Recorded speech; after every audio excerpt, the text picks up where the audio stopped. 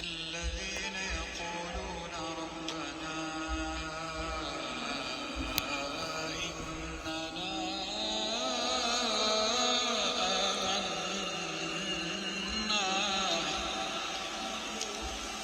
ربنا إننا آمنا فاغفر لنا ذنوبنا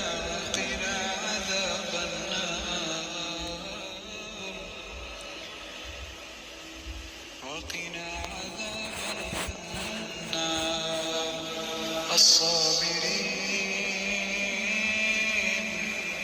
الصابرين والصادقين والقانتين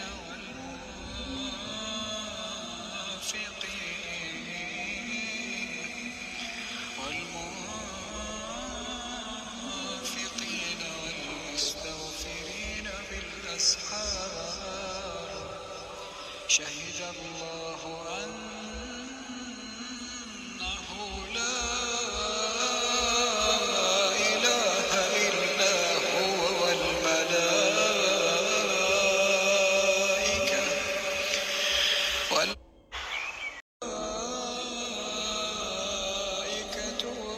العلم قائما بالقسط لا إله إلا هو العزيز الحكيم. السلام عليكم ورحمة الله وبركاته. عاملين ايه يا بنات؟ يا رب تكونوا بخير ان شاء الله وبصحة وسعادة وراحة بال. صلوا على الحبيب المصطفى صلى الله عليه وعلى آله وصحبه وسلم. زيدوا النبي صلى عليه الصلاة والسلام. لا ننسى اخواتنا في غزة وسائر بلاد المسلمين من الدعاء. ربنا يا رب ينصرهم ويرفع درجاتهم بإذن الله تعالى ويتقبل منهم بإذن الله تعالى، وربنا يشيل عنهم الهم والغم ويفك الكرب بحق لا إله إلا الله يا رب. اللهم امين يا رب العالمين. النهارده يا بنات عامله معاكم روتين كده. هو اول حاجه كده مبدئيا حطي لي اللايك، ولو مشتركتيش في القناه ادخلي اشتركي عندي وفعلي لي زر الجرس عشان ان شاء الله كل ما يوصل لك اشعار مننا باذن الله تعالى تشوف الفيديوهات معانا ان شاء الله. واللي ما شاهدتليش الاعلانات يا ريت فضلا منكم وليس امرا مشاهده الاعلان، حتى لو اعلان واحد بس انا راضيه يعني، وحمدا وشكرا ان شاء الله باذن الله، وربنا ان شاء الله يرزقنا ويرزقكم من حيث لا نحتسب. النهارده كده زي ما انتم شايفين معايا روتين في المطبخ. يعني مبدئيا انا بحمد ربنا ان انا ما عملتش امبارح المونتاج على الفيديو ولا اول امبارح، عشان كنت منفعله خالص والله وتعبانه بجد يعني. وامبارح كنت خلاص هعمل مونتاج على الفيديو وقلت لا خلاص خليه بكره يكون اعصابي هديت وكده يعني. بس هغسل مواعين. عايز احكي معاكم شويه حاجات كده. هو بصوا كده يعني انا بصحى من اليوم من اوله كده زي ما انتم شايفين. الروتين العادي بتاعي كل يوم ده هو اللي بنصحى فيه نبات فيه هو يعني. فطبعا غسيل مواعين قبل الفطار، وغسيل مواعين قبل يعني بعد الفطار وتحضير الفطار يوميا. وضغوط يا بنات والله العظيم، ضغوط شديدة خالص. وانا والله كنت حالفة يعني حالفة واخدة عهد على نفسي ان انا لازم اتكلم في الفيديو. يعني اللي عندها حد بيتحشر يدخلها المطبخ ويتحشر وينكد عليها في المطبخ، تنزل لنا كده بالكومنتات بتاعتها الحلوة كده وتكتب انا ام منى زيك. يعني عايز اقول لكم انا بجد يعني بعاني جدا خاصة في شهر رمضان، وانا ناسية يا عيني، ناسية ان انا شهر رمضان كله بتنكد عليا كل سنة، ناسية الكلام ده خالص. وعشان رحت شقة جديدة فكنت ناسية، فافتكرت بقى لما جيت الشقة الجديدة وابتدت تتعادل الكرة من تاني، فابتدت افتكر كل اللي حاصل وكده. عايز اقول لكم يعني الست المصرية غير اي ست في العالم. انا حاسة يعني الست المصرية غير اي ست في العالم. هتقول يا ام منى ما كل الستات كده وكلها الستات بتقضي في بيوتها وكلها اكيد كل الستات بتقضي في بيوتها، بس بس الست المصرية عامة بتبقى شايلة هم أكبر من هم. استنى أشوف أول حاجة خبيط الباب، استنى أشوف مين. فصلوني والله فصلوني على اللي كنت هتكلم فيه.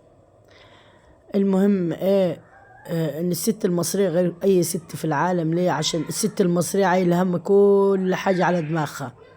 يعني عندكم انا هتكلم عن نفسي، يعني كل يوم اصحى من غسيل لمواعين لتوضيب لترويج اللي مش عارفة ايه اللي ايه لوش العيال للصداع للمشاكل للنكد. كل يوم اللي اصحى فيه ابد فيه والله العظيم يا سامحنا ربنا. استغفر الله العلي العظيم. الواحد يعني هيفضل كده يوقف في المطبخ كده 24 ساعة لحد ما يلاقوا حياته تنتهي كده جوه المطبخ. بجد يعني والله العظيم بجد. بس مش كل الستات طبعا مصريين زي كده. في ستات مرفهة، في ستات جوازها بتدخل لها المطبخ. اعرف ان الستات بتدخل جوازها المطبخ تعمل لها اكل وتغسل لها المواعين ومش عارف ايه. لكن زي حالاتي اعملي واعملي واعملي حلويات وما عملتيش الحلو وما عملتيش ده وما عملتيش ده وما عملتيش ده. يعني تخيلي انت فيكي كام ايد هتطبخي ولا هتعملي حلو ولا تحضري في العصير ولا تروقي ولا تنشر غسيل ولا تلحق تطبق غسيل ولا العيال ومشاكلهم اللي ما بتخلصش. يا ماما ده ضربني، يا ماما ده كذا، واللي عايز مش عارف ايه. والله العظيم يا بنات، والله والله والله. بصوا يعني ما تزعلوش مني من اللي هتسمعوه مني. لو انا ان كرمني ربنا اعوذ بالله من قلت، لو قناتي دي رفعت هختص بنفسي واصرف على نفسي الاقي مصدر ليا اصرف على نفسي وهسيب كل حاجه وامشي. والله بجد تعبانه تعبانه. وفصلت خصده كويس ان انا ما عملتلكمش امبارح المونتاج على الفيديو. يعني امبارح كنت تعبانه فعلا. وكنت واخد عهد لازم انزل الفيديو واتكلم واطلع اللي جواي. لان انا بصراحه اول امبارح كان هيجيلي انفجار وحياة ربنا تاني. والله والله لو ذره واحده كان هيجيلي انفجار في المخ اللي حصل لي اول امبارح. يعني ابتديت اتشحنت. عارفين لما واحدة تبقى مضغوطة وصايمة واستغفر الله العظيم بقش استغفر الله العظيم حتى واخدة وقتي كافي للعبادة. مثلا الإنسان المفروض يعتكف في رمضان، يصلي قيام الليل، يصلي التراويح، يشوف الفروض اللي عليه، يقرا شوية قرآن، يختم القرآن مرة واثنين وثلاثة المفروض في رمضان. لكن فين على الحالة اللي أنا عايشة فيها والضغوط اللي أنا فيها ومحدش رحمني وطلباتهم أوامر وعايزين وعايزين وعايزين. تخيلوا أنا كله ده حلبيه زي ده كله. يعني في ناس على الأقل خالص لو تعبت وعملت بتلاقي مقابل الطبطبة الكلمة مش عارف ايه. لكن أنا في شحون مشحون على طول، في شحونات على طول وتعب على طول نفسي. والله العظيم. وما تنسوش برضو الانسان بيكبر مش بيصغر، الانسان بيكبر. فبالك من في حاجه كده كنا منزلينها على الفيسبوك وكنتش انا منزلها على البنات، كانوا منزلينها اصدقائنا وكده، ان في مارد مصري والله بجد عمي ضحك وعمي يبكي. انا هحاول اضحك، يعني هحاول اضحك بس ربنا ايه عالم باللي في النفوس. في مارد مصري كده من عنده الكائن ده اللي بيقف في المطبخ. حتى شافتها اخت ليا من خارج مصر وصديقه ليا على الفيسبوك وقاعد تضحك وقالت لي يا ام منى، قلت لها والله هو ده اللي بيحصل بالظبط. ففي مارد مصري كده هو كائن كده بيدخل قبل الفطار عملت ده ويشيك على ده وده حلو وده وحش وده وده وده يعني عايز اقول لكم ربنا كرمني بجيران بسم الله ما شاء الله فل فل عسل كده. والله العظيم ناس زي العسل والله ربنا كرمنا بيهم. فيش غيرهم بالتاني يعني معهمش اخ وولد وكده. وربنا يفرحهم ان شاء الله. فعماله اسمع المطبخ بتاعهم شباك وجنب شباك مطبخي بالظبط حاطين على بعض الشباكين. فعمال اسمع ابوها اقول لها ايه يا دير ايه اللي حصل؟ تقول لي بابا عايز وعايز وبيقول عايز كذا والسلطه كذا قلت لها تعالي حط همك على همي والله العظيم. فايه حاجة تضحك وحاجة تبكي. فأنا تعبانة بجد. أنا بحاول كده أغطي على اللي أنا فينا. والله بنات تعبانة ومحتاجة دعوة. ونفسي قناتي تكبر عشان لو كبرت قناتي بصراحة هختص بنفسي. والله العظيم هختص بنفسي. أنا تعبانة بجد. يعني عايز أقول لكم الحمد لله والشكر لله. يعني مش شكر في نفسي والله العظيم. أنا الأكل بتاعي ما بيختلفش عليه اتنين. الحمد لله كنت فاتحة المشروع وربنا ما أردش إن أنا أكمل فيه وتعبت. كانت والله العظيم تاني رتب في الدولة كانت تشكر في أكل خاص وكانت تطلب أكل من آخر الدنيا. فأنا الحمد لله بعمل أكل الحمد لله والشكر لله يا رب ما يختلفش عليه اتنين سواء صايمة أو في أيام الفطار. حتى أنا وصايم الأكل بيطلع مظبوط على الشعرة. جلاش معاكي مكرونة طبيخ بأنواعه ملوخية كله ده بيطلع على الشعرة مظبوط. الملح بتاعه سبحان الله النظر كده بنظرة العين أبقى عارفة مقدار الحاجة بالظبط. فبعملها والحمد لله بتطلع زي الفل. وبصنف يعني مش اللي بيقدرنا عليه ربنا بعمله، الموجود في البيت بعمله. قال اطبخ يا جاري كلف يا سيدي، صح المثل ده ولا لا؟ فاللي بيجيب لي بعمله، الموجود في بيتي بعمله. هاجي على نفسي مثلا عشان خاطر اعمل اللي ما يتعملش؟ لا، اللي موجود في البيت بعمله بس. ورمضان مش عشان خاطر اكل ولا شرب، ولا رمضان عشان خاطر العباده والتقرب الى الله وحاجات كتير الانسان تبقى بينه وبين ربنا. فين ده كله احنا منه؟ فين احنا من ده كله؟ امال بالكم من اهل غزه، ربنا يا رب تولهم. روحوا شوفوا بيفطر ازاي في الشارع، روحوا شوفوا في ناس ما بتلحقش اصلا تفطر يعني. فانت بنات هتقفوا معايا في القناة دي عشان انا عايزة اطلع بنفسي واختص بنفسي، تعبت بجد. ولا هتسيبوني كده اتدمر نفسيا لحد ما تجيني جلطة واموت كده بسكتة قلبية، ولا تحصل حاجة معايا بجد؟ والله انا مش قادرة استحمل خالص. انا تعبانة نفسيا وتعبت. العيال ضغوطهم كتيرة، والراجل ضغطه اكتر من العيال بألف ألف ومئتين مرة. أنا حلفت قلت والله لنزل الفيديو وحقرا التعليقات، وحقري لك التعليقات اللي أكيد أكيد الناس هيحسوا بيا.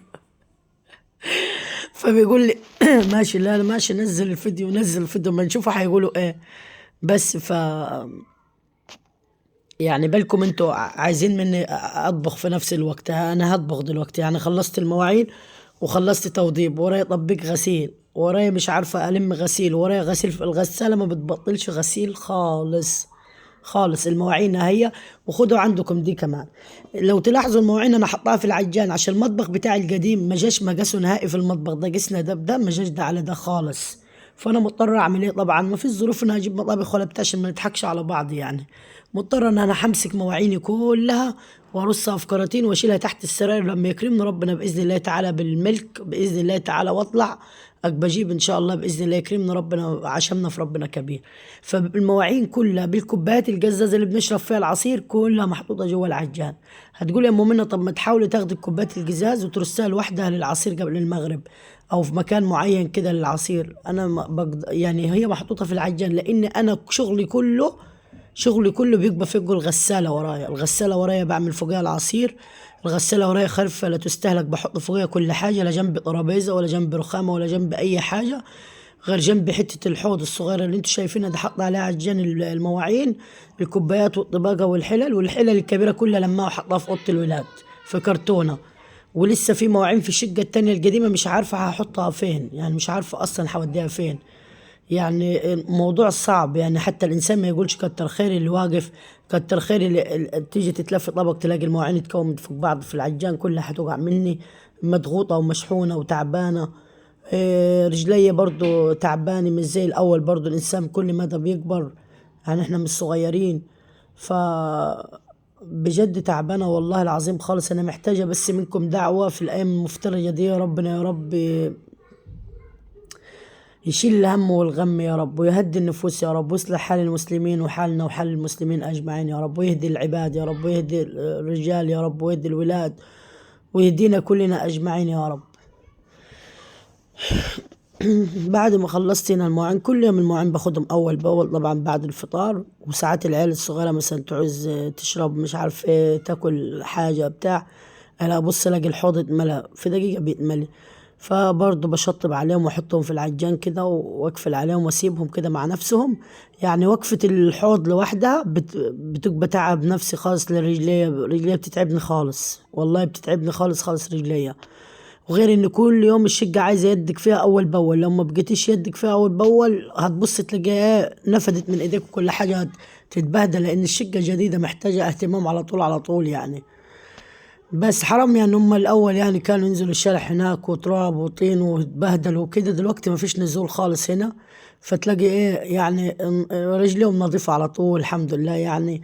الشباشب برضو لما كل كده اغيب واغسلها لهم، اسيبها برضو تتصفى على جنب عشان تفضل نظيفة، عشان لما ينزلوا ما يجوش يبهدلوا لي ايه غطيان السجاد اللي في الأرض دي كده يعني. بس طبعا لابد من الاهتمام والتوضيب حتى لو ساكنة في قصر. سامعين اللي أنا فيه؟ هديكم سمعتوا بودنكم ها، ده بس حاجة بسيطة من اللي أنا فيه يعني. فأنا شطبت على الحوض خاص، بحب أغسل الطبق بتاع البريل كده، علبة جبنة فاضية بحط فيها شوية بريل وأزودهم مية كتير كده عشان إيه أغسل بيهم، عشان يوفر معنا برضو كل حاجة غارت في داهية. بس شطبت خالص على المواعين والحوض وكده هو طبعا، وهطبخ دلوقتي، هعمل اكل وكده هطبخ يعني. حتى اليوم اللي عامله فيه اكل شعبي وبسيط ما بقعدش فيه، على طول مقضى على طول مقضى دي ورا دي، مفيش نوم. الناس تفتكر الامهات نايمه في البيوت، مفيش نوم، فين النوم ولا الراحه؟ اللي معاها عيال ما بتعرفش تنام. اللي معاها عيال والله العظيم ما بتعرف تنام. اخاف لانام ابص الاقي مبوظوا حاجه، لعبوا في حاجه، فتحوا حاجه، يعني لو سبت الولدين الصغيرين دول مع بعض يعملوا مؤامرات، يتامروا مع بعض ويبوظوا كل حاجه. ياد هنا بقى طلعت. كان جايب لي، هو ما طلعتش، هو كان جايب لي عايز طبيخ وكده. كان عندي ماسورة كده في التلاجة، وكنت حطاهم يعني مخزنة مواسير كده، وعشان ينفعوا في الطبيخ بيحلوا الأكل وكده. وجاب لي هنا هو كيلو لحمة، غسلتهم غسلة كويسة، وحطيت المية على النار عشان راح أطبخ لهم النهاردة. طبعا بيحب المسبك ومش عارف ايه، واعملي مش عارف ايه وانتوا عارفين عن الرجالة. بصوا الحلة هنا دللت خاص من البوتاجاز، حبيت اوريها لكم. العين الكبيرة دي دللت، تقول تنجز وشغل عين الكبيرة، ما اعرفش عملت الدلال ده والصمد ليه كده، بس غسلتها يعني. الحمد لله، ان شاء الله باذن الله تعالى كل حاجه نعملها باذن الله عليها اجر عشان في ربنا.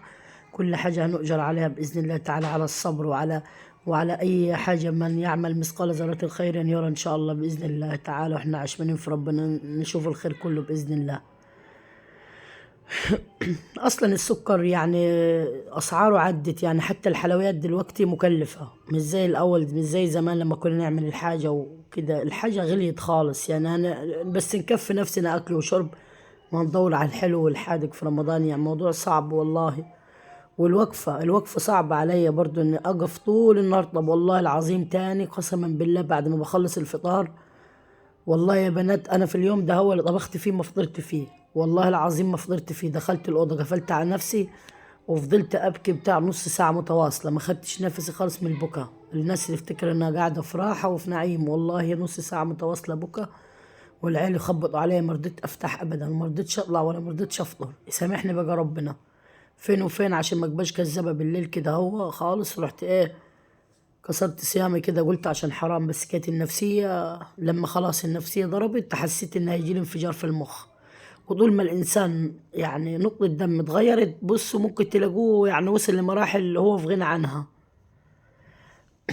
هنا حطيت لورا، وحطيت مكعب مرق، وحطيت اللحمة، وحطيت الماسورة، وحطيت بصلاية وطماطماية كده، يعني عشان اعمل شوربة وكده، عشان اطبخ عليها يعني.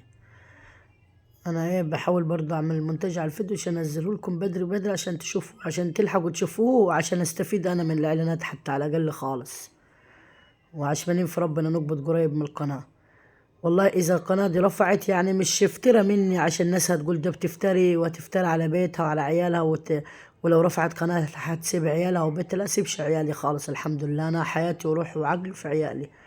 عيالي هم اللي عايشة عشانهم اصلا. انا بشقى في الدنيا وبتعب وطلع عيني اللي خلفوي عشان خاطر عيالي، مش عشان حاجة تانية يعني. بس يعني عشان في ربنا القناة تطلع، عشان خاطر اقدر اعمل حاجة ليهم واطلع من الايجار ده. برضه الواحد قرفان خالص في الايجار، الراجل متحكم فينا.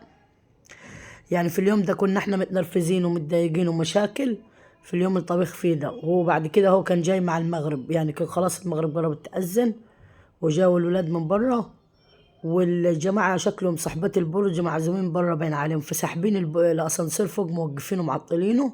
لما يحبوا يعطلوه يحطوا أي حاجة كده تسند عند الباب الأسانسير عشان ما حدش يفتحه. ففضلوا معطلينه، فهو لما عرف قاعد يقول الأسانسير متعطل ومش عارف ايه. أنا طبعا ما قدرش أتكلم، أنا في بيوت ناس غريبة ما قدرش أتكلم ولا أفتح بقي. بس رحت ندهت على جارتي، قلت لها معلش انده عليهم يشوف الاسانسير اللي متعطل، لان هم صايمين مش هيقدروا يطلعوا الدور السابع على رجليهم يعني. راحت ندهت عليهم مشكورة برضو، وندهت عليهم عشان انا بحب اندهش عليهم وكده يعني، معرفش الناس لسه يعني. فشغلوا الاسانسير بس. فعايز اقول لكم يعني الهدف من الكلام ده ان صاحبات الملك بره متحكمين فينا يعني بطريقه بشعه، والله متحكمين قوي قوي قوي. جبت الراجل اللي يعمل غساله، قال الغساله هتبوظ عشان خاطر الميه ضعيفه. فاصحاب الملك متحكمين، فبحق لا اله الا الله في الايام المفترجه دي يكرمنا ويكرمكم ان شاء الله يا رب بالملك باذن الله تعالى.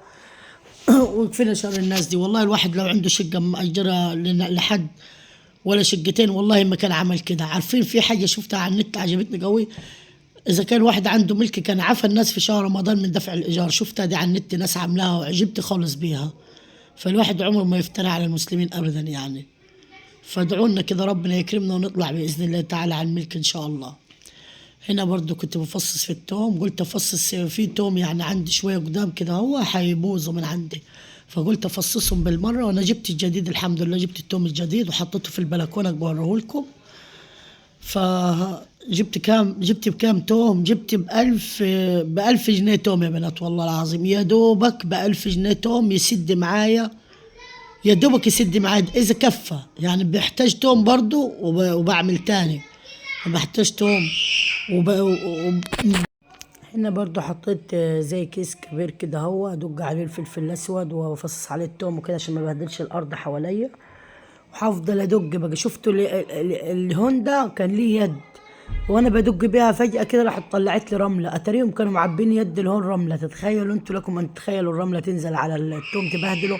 ورحت مسكت الهون خالص اليد دي، رحت رميتها طبعا وحشة.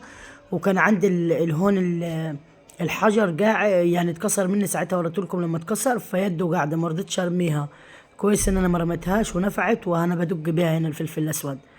الراجل يحسش ان الست قاعده هي مثلا، بدل ما اشوف اجيب لها كبه مثلا اريحها، قاعده والله العظيم ليا بتاع ساعه ادق في الفلفل الاسود لما ايديا وجعتني، لان يدي الهون قصيره فيدي سقط تحت فبتعور كل شويه كل شويه تعور في يدي. واقول الحمد لله يا رب، الحمد لله يا رب، الحمد لله يا رب، احسن من غيرنا برضو. بس الانسان يقدر، الانسان يقدر اللي احنا فيه يعني. بس فاقول ايه طيب، العشاء اذنت هي، اخلص ان شاء الله المونتاج بسرعه عشان ايه اقوم اصلي وانهي الفيديو برضو عشان خاطر الصوت. بس كده دقيت الفلفل كله ونعمته. الله اكبر الله اعظم، اشهد ان لا اله الا الله واشهد ان محمد رسول الله. اشهد ان لا اله الا الله واشهد ان محمد رسول الله. استغفر الله استغفر الله استغفر الله واتوب اليك يا رب. لا اله الا الله محمد رسول الله، ولا حول ولا قوه الا بالله العلي العظيم. بص يا بنات شايفين بدق ازاي؟ بدق والله العظيم بمشقه يعني. هنا اتعورت، رحت رميت اليد اللي انا اتضايقت ورحت رميتها. بس كده ودقيت الفلفل وفصصت التوم بالمرة عشان هحتاج كنت توم. رحت قلت خلاص كنت اعمل ملوخية ناشفة، قلت بلاش ملوخية ناشفة النهاردة، انا بحبها خالص وماليش في التجال والفاصوليا والكلام ده.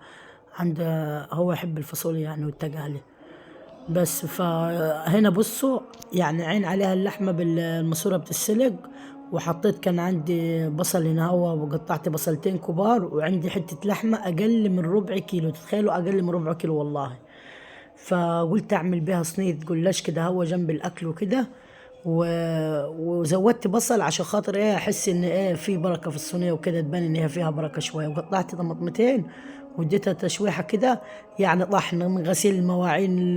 لو تاخدوا بالكم يعني في حاجات مصورتهاش كتير طبعا، اكيد في حاجات كتير ما تصورتش.